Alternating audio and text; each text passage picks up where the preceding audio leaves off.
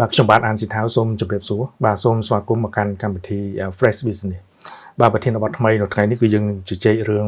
ការពង្រឹងមូលដ្ឋានលើការអភិវឌ្ឍវិស័យអចលនវត្ថុកម្ពុជាបាទភ្ញៀវដែលបានចូលរួមការជជែកយើងនៅថ្ងៃនេះគឺមានអង្គការសនសៀបអង្គការជាប្រធានសមាគមអ្នកវិតម្លៃនិងភ្នាក់ងារអចលនវត្ថុកម្ពុជានិងជាប្រធានក្រុមប្រឹក្សាពិបាលក្រុមហ៊ុន Chuwei Cambodia បាទសូមជម្រាបសួរអង្គការបាទសូមជម្រាបសួរបាទជាសំណួរដំបូងដែលខ្ញុំយើងនិយាយអំពីរឿងមូលដ្ឋាននៅក្នុងការអភិវឌ្ឍវិស័យអចលនវត្ថុកម្ពុជាបើមិនយើងនិយាយពីមូលដ្ឋានថាតើអ្វីទៅជាមូលដ្ឋានចាំបាច់ដែលគ្រប់គ្រងធ្វើឲ្យវិស័យអចលនវត្ថុកម្ពុជានឹងរីកចម្រើននៅពេលនេះហើយថ្ងៃអនាគតតើយើងអាចប្រើប្រាស់មូលដ្ឋាននឹងបម្រើជាផលប្រយោជន៍នៃការអភិវឌ្ឍវិស័យអចលនវត្ថុទេបាទខ្ញុំសង្កេតមើលទៅនៅក្នុងពាក្យថាមូលដ្ឋានគឺជាអ្វីដែលត្រូវការចាំបាច់សំខាន់ដំបូងអញ្ចឹងទី1ខ្ញុំគិតថាច្បាប់សំខាន់នៅពេលដែលយើងអនុវត្តទៅយើងដឹងថាផ្លូវមួយណាដែលយើងត្រូវដើរដើម្បីឲ្យត្រូវបើសិនជាខុសមានពិន័យមានខាផាកមានអីផ្សេងបាទហើយច្បាប់ដែលមានស្រាប់បើសិនជាយើងមើលទៅថានឹងត្រូវហើយគឺយើងពង្រឹងអនុវត្តទាំងអស់គ្នាការអនុវត្តច្បាប់នេះគឺត្រូវតែធ្វើឲ្យមានតម្លាភាពបាទអ្នករកស៊ីទាំងអស់អ្នកវិនិយោគទាំងអស់មន្ត្រីក៏គាត់ត្រូវតែគ្រប់ច្បាប់ទាំងអស់គ្នាដែរនឹងបានជាមូលដ្ឋានល្អបាទទី2ត្រូវការពារអ្នកអនុវត្តអ្នករកស៊ីការពារអ្នករកស៊ីការពារអ្នកវិនិយោគហេតុអីបានយើងចាំបាច់ការពារគាត់ពីព្រោះគាត់ក៏ជាមូលដ្ឋាននៅក្នុងការរីកចម្រើនដែរការពារគាត់បានគាត់ខំប្រឹងអនុវត្តច្បាប់គាត់ខំប្រឹងគ្រប់ច្បាប់បើយើងមិនការពារអ្នកគ្រប់ច្បាប់ទេវានឹងបង្កើតអ្នកអត់គ្រប់ច្បាប់នឹងកាន់តែច្រើនទៅហើយរឿងឈឺក្បាលគឺបញ្ជ្រាបកាន់តែច្រើននៅក្នុងសង្គមអ្នកនោះក៏អត់គ្រប់ច្បាប់អ្នកនេះក៏អត់គ្រប់ច្បាប់អត់មានបញ្ហាអីទេបាទសូម្បីតែមន្ត្រីក៏ចឹងដែរមន្ត្រីខ្លះគាត់គ្រប់ច្បាប់ខំប្រឹងធ្វើល្អមន្ត្រីខ្លះក៏គាត់អត់គ្រប់ច្បាប់ដោយសារតែវាមានបញ្ហាអីបាទអញ្ចឹងយើងត្រូវតែពង្រឹងឲ្យគ្រប់ច្បាប់ទាំងអស់គ្នាបាទទី3គឺសមត្ថភាពជារឿងរឹតតែសំខាន់ទៀតយើងនៅខាងក្នុងហ្នឹងតើយើងមានសមត្ថភាពទើបតាក់ទាញអ្នកខាងក្រៅឲ្យមកចាប់ដៃគូឲ្យមកចូលរកស៊ីបានជំនាញក៏សំខាន់ដែរបាទជំនាញវិជ្ជាជីវៈជាក់ស្ដែងដូចខាងខ្ញុំនេះជាសមាគមនៅក្នុងការផ្ដល់សេវាវិស័យអចលនវត្ថុបាទអញ្ចឹងជំនាញយើងមានភ្នាក់ងារអចលនវត្ថុយើងមានអ្នកវិនិច្ឆ័យអចលនវត្ថុយើងមានអ្នកគ្រប់គ្រងអចលនវត្ថុជំនាញទាំង3ហ្នឹងយើងត្រូវការអ្នកចេះពិតប្រាកដដើម្បីគាត់មកធ្វើការនៅពេលដែលគាត់ខំប្រឹងធ្វើគាត់ឡើងថ្នាក់បាទឡើងថ្នាក់ពីជំនាញមួយណាពីជំនាញហៅថាទាបឡើងមកជំនាញមធ្យមឡើងមកជំនាញល្អខ្ពស់បាទឡើងមកដល់ល្អជាងគេអញ្ចឹងនៅពេលដែលអ្នកដែលគាត់មិនបានបំពាក់ជំនាញហ្នឹងបានត្រឹមត្រូវទេការអនុវត្តទៅអត់ត្រូវទេបាទអញ្ចឹងបច្ចុប្បន្ននេះយើងកំពុងតែធ្វើការជាមួយនឹងខាងនាយកអាជីវកម្មអចលនវត្ថុនឹងប្រចាំដែរបាទដើម្បីអភិវឌ្ឍជំនាញហ្នឹងឲ្យប្រសើរជាងមុនហើយប្រមូលអ្នកដែលមិនមានជំនាញអ្នកនៅក្រៅប្រព័ន្ធដើម្បីឲ្យគាត់ចូលមកនៅក្នុងការរកស៊ីឲ្យមានប្រកបវិជ្ជាជីវៈត្រឹមត្រូវនិងគ្រប់ច្បាប់ទាំងអស់គ្នាកាលណាយើងមានអ្នកក្នុងប្រព័ន្ធគ្រប់ច្បាប់អ្នកក្រៅប្រព័ន្ធអត់គ្រប់ច្បាប់អ្នកក្នុងប្រព័ន្ធបង់ពន្ធអ្នកក្រៅប្រព័ន្ធអត់បង់ពន្ធអ្នកក្នុងប្រព័ន្ធមានកាតព្វកិច្ចរាយការណ៍អ្នកក្រៅប្រព័ន្ធអត់មានកាតព្វកិច្ចរាយការណ៍យើងឃើញថាវាងាយនឹងទៅក្រៅប្រព័ន្ធធម្មតាការរកស៊ីខ្ញុំសូមកាត់ភាសាយ៉ាងសន្តិបន្តិចដោយសារតែធម្មតាអ្នកដែលគាត់មករកស៊ីយើងនិយាយសម័យគាត់ចង់បានផលចំណេញអញ្ចឹងនៅពេលដែលគាត់វិនិយោគនៅក្នុងទីផ្សារនៅក្នុងប្រទេសកម្ពុជាប្រកបជាមានទាំងអ្នកលក់អ្នកទិញអញ្ចឹងអ្នកលក់ប្រកបជាម្ចាស់គម្រោងអភិវឌ្ឍអាចតាក់ទងទៅនឹងរឿងក្នុងស្រុកនិងវិនិយោគក្រៅប្រទេសគាត់ចូលរួមមកហើយក៏តាក់ទងទៅនឹងកម្លាំងទិញដែល demand របស់ប្រជាពលរដ្ឋខ្មែរយើងបើមិនជាយើងនិយាយពីការពារឲ្យម្ចាស់គម្រោងវិនិយោគនឹងគាត់ធ្វើមិនទៅដើម្បីឲ្យគាត់ទទួលបានប្រាក់ចំណេញហើយធ្វើមិនដើម្បីកុំឲ្យអ្នកដែលជាអតិថិជនអ្នកទិញ ដែលគ្រប់គ្រងក្នុងទីផ្សារចលនាធុនៅខ្មែរយើងហ្នឹងគាត់ទទួលបានការការពារដែរកុំឲ្យគាត់មានការភ័យបារម្ភបាទអញ្ចឹងគឺការជំរុញឲ្យអនុវត្តច្បាប់របស់យើងមានស្រាប់ហើយនឹងប្រកាសនឹងយើងហៅ regulation ណាហ្នឹងអីគេ regulation ជាបទបញ្ញត្តិបាទយើងជំរុញឲ្យអនុវត្តនឹងហើយខ្ញុំមានការលំបាកនៅក្នុងការនិយាយឲ្យបានជាក់លាក់ថាតើផលលំបាកទាំងអស់ហ្នឹងវាមាននៅកន្លែងណាខ្លះអញ្ចឹងបញ្ហាវាមានច្រើនវាមានតាំងពីការរៀបចំតាំងពីដំបូងមកធ្វើផែនការអនុវត្តទៅអ្នកដែលគាត់សាងសង់ហ្នឹងគាត់ធ្វើហៅថាស្នើសុំដោយអ្នកខ្លះទៅគាត់គោរពច្បាប់ទៅអ្នកខ្លះគាត់មិនគោរពទៅគាត់ធ្វើទៅតាមដែលគាត់រកស៊ីជាក់ស្ដែងអញ្ចឹងទៅហើយខាងអាជ្ញាធរក៏អញ្ចឹងដែរខ្លះទៅយកលេសថាសម្រួលឲ្យគាត់ធ្វើម៉េចឲ្យសម្រួលឲ្យគាត់រកស៊ីស្រួលប៉ុន្តែជាក់ស្ដែងមិនមែនអញ្ចឹងទេបាទគាត់អាចហៅថាមិនច្បាស់លាស់ជាមួយគ្នាអញ្ចឹងណាបាទហើយនៅពេលដែលគាត់សាងសង់តទៅមុខទៀតបញ្ហានេះវាទៅប៉ុណ្្នឹងទៅខ្ញុំធ្លាប់ឮថាវិស័យចលនាទ្រព្យខ្មែរយើងហ្នឹងគឺរងសម្ពាធច្រើនគឺអមានិចិនអត់មកហើយឬក៏វិបត្តិសេដ្ឋកិច្ចនឹងកើតឡើងញឹកញាប់ពេកកូវីដអីជាដើមហ្នឹងធ្វើឲ្យប៉ះពាល់ទៅនឹងលំហូរនៃអ្នកវិនិយោគដែលគាត់មានតម្រូវការទិញអគារឬក៏ទិញដីឬក៏ទិញអីជួលអីផ្សេងៗហ្នឹងដែលជាសម្ពាធមួយធ្វើឲ្យក៏ដំណើរការនៃការធ្លាក់ចុះនៃទីផ្សារចលនាទ្រព្យខ្មែរយើងប៉ុន្តែលោកអង្គការសន្តិភាពលើកឡើងអំពីរឿងទៅជារឿងបញ្ញត្តិច្បាប់អត់មានលក្ខណៈមួយបន្ស៊ីទៅនឹងទីផ្សារមួយយ៉ាងម៉េចដែរចំពោះរឿងសម្ពាធនៃវិបត្តិសេដ្ឋកិច្ចហើយនឹងការអនុវត្តច្បាប់របស់យើងវាតែមួយទេឬក៏ផ្សេងគ្នាបាទតាមពិតអានេះវាប្រតិគ្នាមិញនេះខ្ញុំនិយាយបានមួយចំណែកបាទក្នុងពាក់ព័ន្ធនឹងច្បាប់ហើយបើយើងនិយាយរឿងដែលធំជាងគេមកដោយសារតែទីផ្សារ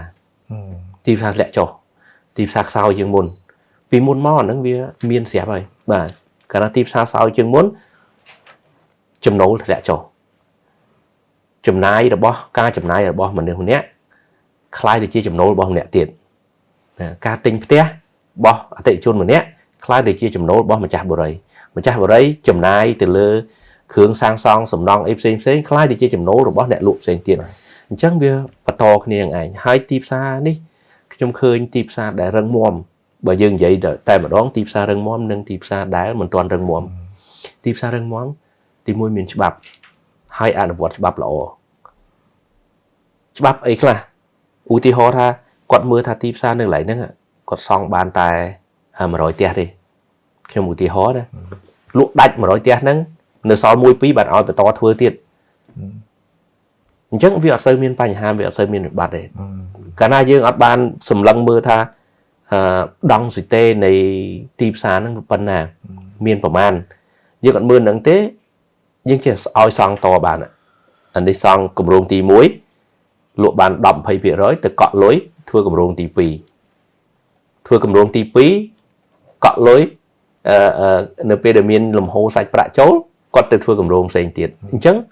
នៅពេលដែលថយទីផ្សារលក់អត់បានទីផ្សារយើងពីមុនហ្នឹងសិនទីផ្សារទិញទុកចំណេញហ្នឹងខុសច្បាប់បញ្ញត្តិទេខុសច្បាប់ដែលយើងអត់ខុសទេអ្វីដែលយើងនេះហ្នឹងខ្ញុំនិយាយហ្នឹងខ្ញុំនិយាយទីផ្សារមិញនេះណាខ្ញុំនិយាយដល់ទីផ្សារប័ណ្ណបញ្ញត្តិខ្ញុំនិយាយទី1មិញណាបាទអញ្ចឹងយើងត្រឡប់មកវិញយើងនិយាយពីទីផ្សារហើយនឹងការផ្គត់ផ្គង់ឲ្យត្រូវគ្នាបាទឲ្យត្រូវគ្នាហើយនៅលើទីផ្សារនឹងការផ្គត់ផ្គង់ទីផ្សារហ្នឹងអ្នកណាគេអីគេទីផ្សារហ្នឹងអ្នកទិញនៅក្នុងស្រុកហើយនឹងអ្នកទិញឬក៏អ្នកវិនិយោគមកពីក្រៅស្រុកយើងធ្វើម៉េចដើម្បីឲ្យវាមានសមមាត្រជាមួយគ្នាបើសិនជាយើងធ្វើតែតម្រូវការនៅក្នុងស្រុកយើងទេមិនសូវមានបញ្ហាទេប៉ុន្តែបើយើងចង់តាក់ទាញពីខាងក្រៅមកទៀតអានឹងវាចូលខាងដើមរបស់ខ្ញុំទីផ្សាររបស់យើងគេមករកស៊ីចំណេញអត់ហើយ ទី2យើងការពារគេបានអត់ការពារសំខាន់ណាស់នៅពេលដែលគេរកស៊ីអត់ចំណេញគេដកទុនគេដកខ្លួនចេញវិញនៅពេលដែលគាត់រកស៊ីទៅអត់មានប្រព័ន្ធច្បាប់អីជួយការពារគាត់ដកខ្លួនចេញគាត់ទៅនិយាយមិនល្អបាទអាហ្នឹងមិនចឹងឯងការពារហ្នឹងលោកញ៉ាសំសៀបសំដៅទៅលើចំណុចខ្លះដែរចំណុចច្បាប់ហ្នឹងវាមានកលៈច្រើនដែលខ្ញុំមិនអាចទៅស៊ីជម្រៅនៅក្នុងនោះបានខ្ញុំឧទាហរណ៍ថាយើងនិយាយតិចចោះដឹងរឿងស្រាលនិយាយរឿង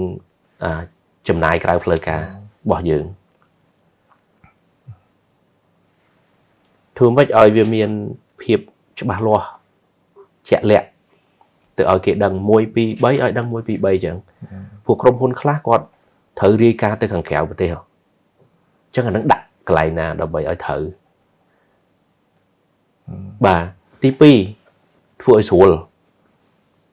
កុំឲ្យលំបាកបើថាយើងធ្វើឲ្យស្រួលងាយស្រួលហើយត្រឹមត្រូវទៀតណាអាហ្នឹងគឺខ្ញុំជឿថាអ្នកណាក៏គេនិយាយល្អពីយើងដែរអញ្ចឹងគេចូលមករកស៊ីហើយដោយ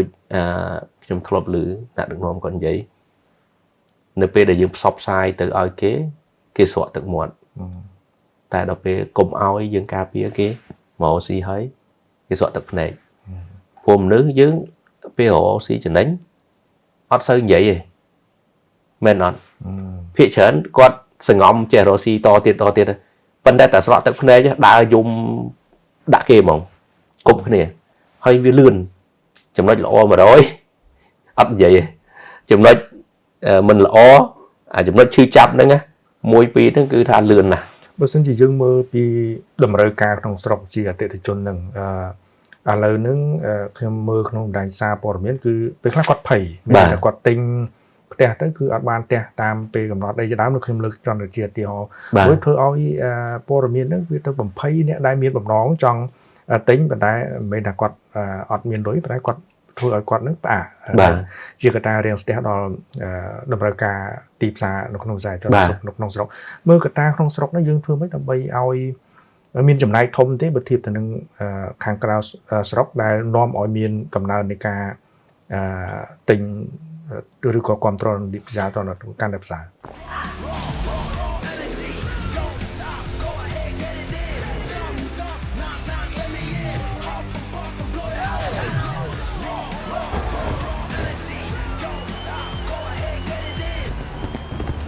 Gansberg, a real German premium beer. ពិសាដោយការទទួលខុសត្រូវខ្ញុំគិតថាឥឡូវយើងបើយើងនិយាយពីទីផ្សារចលនាវត្ថុកម្ពុជាទីផ្សារដែលធំពិតប្រាកដហ្នឹងគឺទីផ្សារនៅក្នុងស្រុកយើងហ្នឹងឯងហើយទីផ្សាររបស់ក្នុងស្រុកយើងហ្នឹងតម្លៃអចលនវត្ថុគឺមិនថ្លៃទេព្រោះចំណូលយើងក៏នៅមានកម្រិតដែរតម្លៃរងវងចន្លោះ 20000 ទៅ 50000 អីណាដល់ពេលយើងមើលនៅលើទីផ្សារផ្ទះភាគច្រើនធ្វើអត់បានទេតម្លៃហ្នឹងបាទអញ្ចឹងហើយបានខ្ញុំឃើញអ្នកអភិវឌ្ឍមួយនោះគាត់ទៅធ្វើខុនដូតម្លៃទាបវិញបាទព្រោះហ្នឹងវានៅមានដង្ហើមមានអ្នកទិញហើយបើតម្លៃចូល 100,000 5-10,000 ហើយអាហ្នឹងទិញទុកចំណេញហើយបើលើសពីហ្នឹងទៀតបរិមាណទំហំនៃអតិថិជនហ្នឹងកាន់តែតូចទៅរួមតូចទៅបាទចំពោះទីផ្សារដែលមកពីខាងក្រៅប្រទេសក៏គេយើងគេមើលនៅក្នុងស្រុកយើងដែរនៅពេលគេទិញពួកហ្នឹងគាត់ចង់បានចំណេញទេអញ្ចឹងគាត់ទិញគាត់ជួលបានអត់ណានៅពេលដែលគាត់ទិញគាត់មានការកើនឡើងនៃតម្លៃអត់ហ្នឹងតើយើងលក់បានមកប្រាវអញ្ចឹងទៅគាត់ទិញហើយរយៈពេលហ្នឹងវាអាចជាលទ្ធផលគាត់មើលជាក់ស្ដែងហើយគាត់អាចវាយតម្លៃបានថាទីផ្សារហ្នឹងគួរមកវិនិយោគឬក៏អត់ជាក់ស្ដែងយើងឃើញថាផ្ទះដែលនៅទនេចោលហ្នឹងច្រើនអត់មានអ្នកជួលបាទអញ្ចឹងនៅតែតម្លៃដែលចន្លោះដែលខ្ញុំនិយាយមិញហ្នឹង 20000 ទៅ 50000 ហ្នឹងវាមានតម្រូវការច្រើនជាងតម្រូវការពិតប្រាកដតម្រូវការពីប្រជាពលរដ្ឋកម្ពុជាយើងបាទហើយពាក់ព័ន្ធជាមួយនឹងទិញផ្ទះអត់បានផ្ទះអានឹងចូលការអនុវត្តច្បាប់ទៀតណាបាទយើងមើលបើសិនជាយើងរឹតបន្តឹងទៅដល់ការ រៀបចំផែនការមេដំបូងអាហ្នឹងគឺល្អប៉ុន្តែមិនមែនរឹតបន្តឹងដើម្បីឲ្យគេបង់លុយទេរឹតបន្តឹងឲ្យមានភាពច្បាស់លាស់ចេញដំណើរពីដំបូងមកនៅពេលដែលគាត់ច្បាស់លាស់គាត់មានរញ្ញធុគ្រប់គ្រាន់នៅក្នុងការធ្វើអត់មានបញ្ហាត្រូវស្ទះត្រូវផ្អាកការឋានត្រូវអីបាទដល់ទៅទិញគាត់ចាប់ដើមលក់អ្នកខ្លះគាត់លក់នៅក្នុងលក់នៅក្នុងប្លង់ហ្នឹងលក់ក្នុងប្លង់លក់បងលុយតហោហែទៅដល់ពេលហើយគាត់ស្ទះលុយធ្វើឡើងកើតឬក៏មានបញ្ហាមួយគាត់ធ្វើឡើងកើតវាជាប់នៅក្នុងហ្នឹងហើយជាប់នៅហ្នឹងសិតតែលុយអ្នកទិញបាទអាហ្នឹងឯងដែលធ្វើឲ្យវាមានបញ្ហាខ្លាចរអាបាទតគ្នាហើយពេលខ្លះគម្រោងមួយហ្នឹងអត់ទាន់មានច្បាប់អនុញ្ញាតត្រឹមត្រូវផងគាត់ចាប់ដើមលក់តែយើងចេះឲ្យលក់អញ្ចឹងទៅបាទអាហ្នឹងខ្ញុំនិយាយពីអ្នកដែលអត់មានអាជ្ញាប័ណ្ណទេណាបាទអ្នកខ្លះគាត់សុំអាជ្ញាប័ណ្ណអីត្រឹមត្រូវរបស់គាត់អាហ្នឹងគាត់លក់ទៅគាត់មិនសូវមានបញ្ហាទេបញ្ហាភាគច្រើនអ្នកដែលអត់គ្រប់ច្បាប់ដែរទេបាទយើងមើលពីតម្រូវការក្នុងស្រុកគឺជាកម្លាំងរុញឲ្យវិស័យចំណាត់ទ្រព្យខ្មែរយើងនោះវាអាចដើរទៅមុខប៉ុន្តែយើងធ្វើម៉េចដើម្បីឲ្យបំផុសឲ្យពួកគាត់ឬក៏លើកទឹកចិត្តឲ្យពួកគាត់នឹងគ្រប់គ្រងឡើងវិញកុំខ្លាចហើយគួរតែយើងសង្កេតចំណុចអីខ្លះទើបដឹងថាក្រុមហ៊ុនដែលកំពុងវិនិយោគក្នុងវិស័យចលនាទ្រព្យនឹងជាក្រុមហ៊ុនមួយរឹងមាំអញ្ចឹងខ្ញុំសូមឆ្លើយម្ដងមួយទី1ជំរុញឲ្យមានកំណើនឡើងវិញកំណើន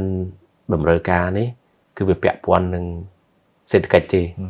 បាទនៅពេលដែលប្រជាពលរដ្ឋមានលុយប្រជាជនមានលុយគាត់នឹងយកទៅទិញអចលនទ្រព្យហើយគាត់យកទៅវិនិយោគលើនេះលើនោះហើយនៅក្នុងហ្នឹងក៏មានអចលនទ្រព្យដែរបាទអញ្ចឹងធ្វើម៉េចដើម្បីឲ្យបរិយាកាសសេដ្ឋកិច្ចរបស់យើងហ្នឹងវាមានដំណើរការឡើងវិញបានអចលនទ្រព្យហ្នឹងមានដំណើរការឡើងវិញដែរបាទគ្រប់វិស័យទាំងអស់តាំងពីកសិកម្មតាំងពីការនាំចេញតាំងពីទេសចរបាទឲ្យមានដំណើរការឡើងវិញទាំងអស់អានឹងបានអចលនទ្រព្យវាឡើងហើយទី2យើងវាស់វែងយ៉ាងម៉េចដើម្បីឲ្យដឹងថាគម្រោងអភិវឌ្ឍមួយហ្នឹងគាត់មានច្បាប់តាមពិតស្រួលណាបាទគម្រោងអភិវឌ្ឍទាំងអស់គេតម្រូវឲ្យដាក់ឃោសនាសុំទៅខាងអាជ្ញាធរណាសុំអាជ្ញាប័ណ្ណសម្រាប់អភិវឌ្ឍក៏ដូចជាសុំអាជ្ញាប័ណ្ណសម្រាប់លក់ដែរបើគាត់អត់មានអាជ្ញាប័ណ្ណអភិវឌ្ឍហើយនឹងអាជ្ញាប័ណ្ណលក់ហ្នឹងយើងកុំទិញបាទយើងកុំទាន់ទិញសំណួរសួរថាពេលដែលយើងទិញទៅជាពិសេសប្រជាជនខ្ញុំក៏ធ្លាប់ទិញខុសដែរហេតុអីបានទិញខុសដោយសារអត់មានព័ត៌មានហើយអត់មានព័ត៌មានអត់ដឹងថាហ្នឹងវាខុសហើយក៏ត្រូវដូចយើងទទួលលុយដុល្លារคล้ายៗអញ្ចឹងវាដូចគ្នាអញ្ចឹងមើលមិនដឹងអ្នកខ្លះមើលពេជ្រហើយនឹងត្បូងក៏អត់ដឹងដែរទូទៅដោយសារតែអត់មានព័ត៌មានហ្នឹងឯងបាទអញ្ចឹងត្រឡប់មកវិញគឺយើងត្រូវការស្វែងរកព័ត៌មានថាកន្លែងហ្នឹងទិញលក់ទៅវាមានអត់មានបញ្ហាដែរមែនអត់បាទគុំស្ដាប់តែពីអ្នកលក់គុំស្ដាប់តែពីម្ចាស់គម្រោងហ្នឹងទៅសួរពីខាងអាជ្ញាធរណាពីទៅសួរខាងអ្នកជំនាញភ្នាក់ងារចលនាវត្ថុដែលមានអាជ្ញាប័ណ្ណគាត់ឲ្យយោបល់សួរមេធាវីដើម្បីគាត់ឲ្យយោបល់អញ្ចឹងអត់មានអីលើសពីហ្នឹងទេពេលដែលគាត់មានអាជ្ញាប័ណ្ណគ្រប់គ្រាន់ហើយហ្នឹងគឺគាត់រឹងមាំហើយបាទតកតទៅនឹងក្រុមហ៊ុនរឹងមាំនឹងដែរខ្ញុំធ្លាប់មើលរបាយការណ៍របស់ធនាគារជាតិធនាគារពិភពលោកមួយដែលគេធ្លាប់រំលេចថាបណ្ដាក្រុមហ៊ុនដែលរកស៊ីនៅខ្មែរយើងតែត្រូវតែមានទំនាក់ទំនងល្អជាមួយរដ្ឋមន្ត្រីរដ្ឋាភិបាលឬកញ្ញាធរអីជាដើមនោះដើម្បីធ្វើឲ្យអាជីវកម្មរបស់គាត់នឹងគឺមាននិរន្តរភាពមើលទៅការមានច្បាប់ទម្លាប់ក្រុមហ៊ុនរឹងមាំនឹងហើយយើងដោយពុំចាំបាច់មានទំនាក់ទំនងល្អជាមួយអាជ្ញាធរឬក៏រដ្ឋាភិបាលនឹងអាចធ្វើឲ្យក្រុមហ៊ុនណាមួយក្នុងវិស័យចលនាទ្រព្យនឹងឈរជើងបានយូរឬក៏មាននិរន្តរភាពទេខ្ញុំបើពាក់ព័ន្ធជាមួយនឹងចំណុចហ្នឹងវាបើយើងមើលទៅជារួមជាទូទៅគឺវាអញ្ចឹងមែនប៉ុន្តែវាមិនមែនគ្រប់ករណីទាំងអស់ទេបាទមិនគ្រប់ករណីទាំងអស់ទេខ្ញុំលើកពីក្រុមហ៊ុនមួយដែលជាសមាជិករបស់សមាគមខ្ញុំណាបាទក្រុមហ៊ុន สมาชิกนั้นก็มีไดกูชั่วโมง CBRE เป็นขนมคายนั่นอ่ะทำไมเนี่ยก็ประกาศดอก affiliate ปีประเทศกัมพูชียังตัวเองกรมหุ้น CBRE นั่นทมในเรื่องไปพบโลกให้ก็ดอกตัวเองจังดอกตัวเองนี่ยังมันดังถ้ากดมีพอหลบบ่ายที่แต่กดดอกมาวิ่งตัวเองเพื่อกดโหซีเชิญชนะไหมในประเทศเยอะนะในขนมวิสัยจะเอามาถกvàให้ก็มีกรมหุ้นชั่วโมงอันตรายทมเซ็งที่ได้แต่กดบานดอกตัวเองปีใบเตียดvàจังดอกโดยซาแต่ออติปซาโดยซาแต่ปัญหาฉบับตุ่มล้อมหรือก็โดยซาการหรือก็ปุ่มมีตำแหน่งโนล้อจมูกมันเตรียมทำแบบยมโยธาต่างอ้อนบุกไปโชว์เนี่ยต่างอ้อนhai bà sân chia dương bẩn to ao kinh vậy to kia chẳng tiếc đó dương ăn miên cái lại là xuân môi đèn lọ sầm mẹp ở kia Rossi thì xuân bao dương nẹt trôi vào hỏi tranh từ vĩnh nẹt lá vậy lọ vậy mình lọ tiền nè chân dương to là dương ca pia được ở kia nhưng khi nhận được nôm không prăng tẹt tôn nẹt hàng khéo máu tẹt tôn viên vô kinh máu phần tay đọc về trôi mà đo không hỏi dương thưa mấy thầy xa quạt bàn ở đó chưa được bạn trong nội nước khi đọc bài ca đọc CDC trong thực ra vật Campuchia nó cứ dập về đọc hai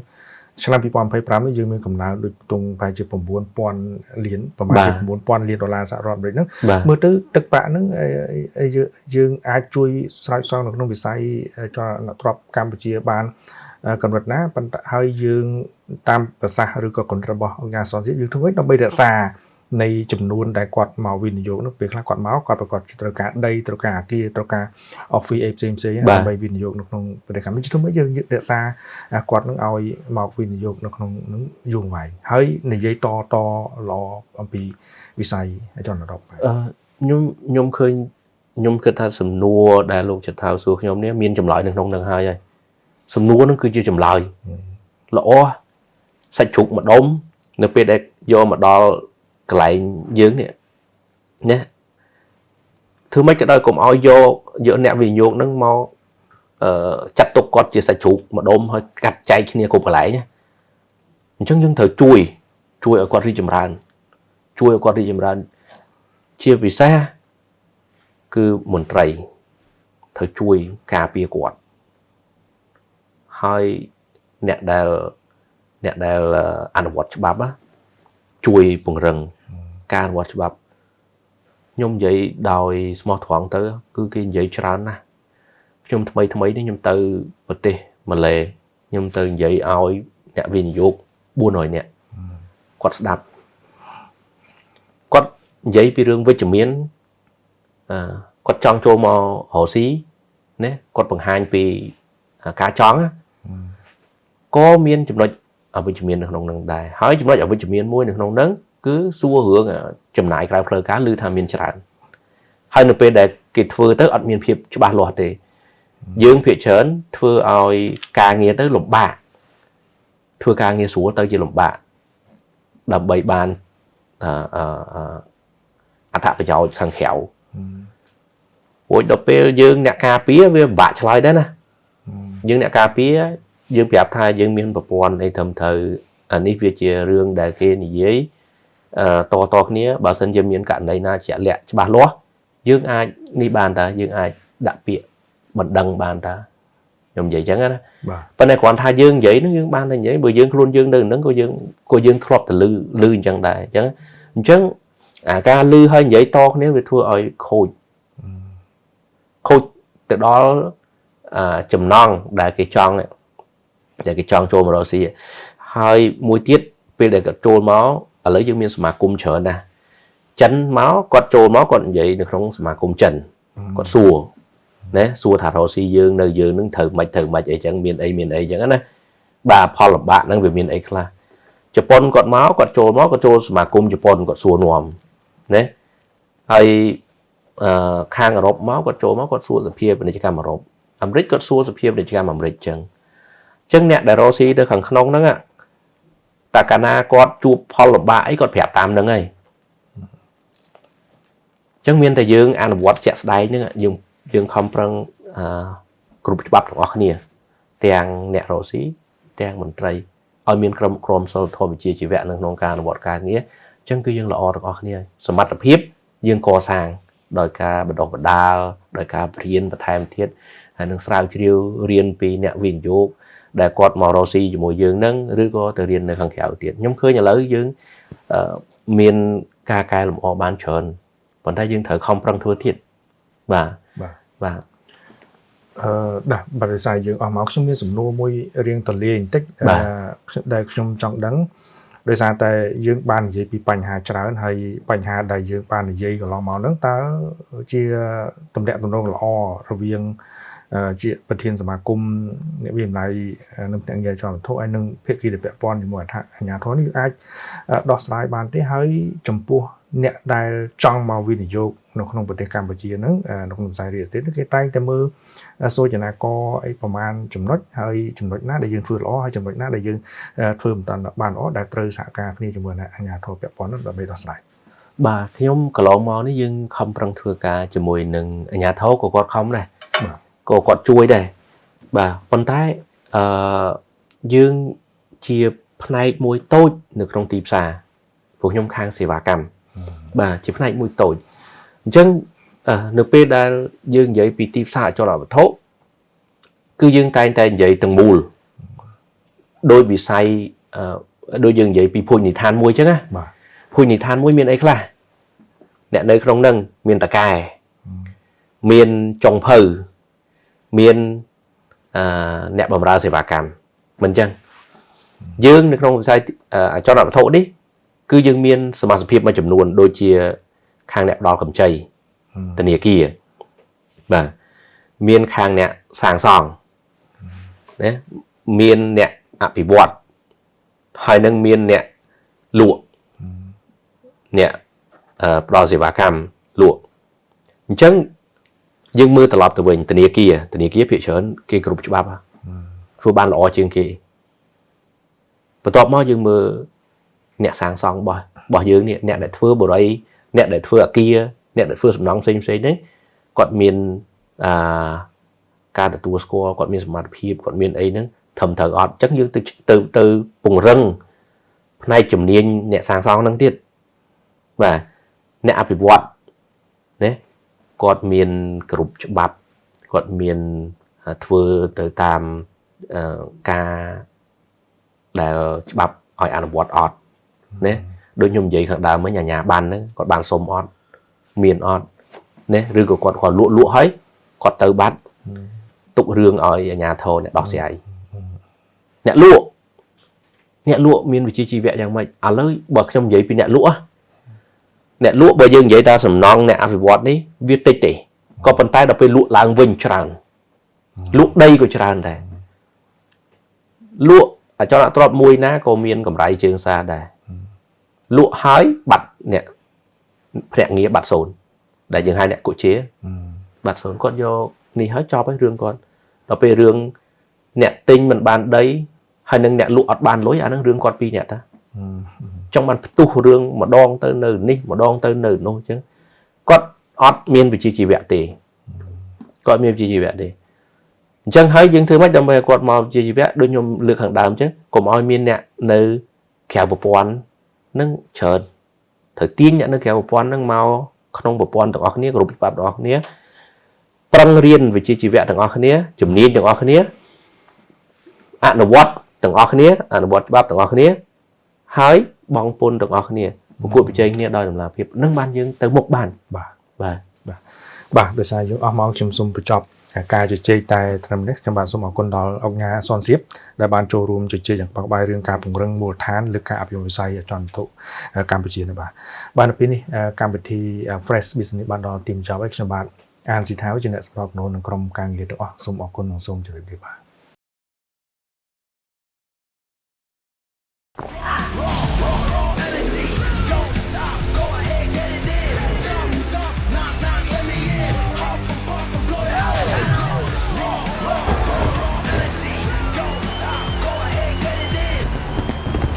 Gansberg, a real German premium beer. ពិសាដោយការទទួលខុសត្រូវ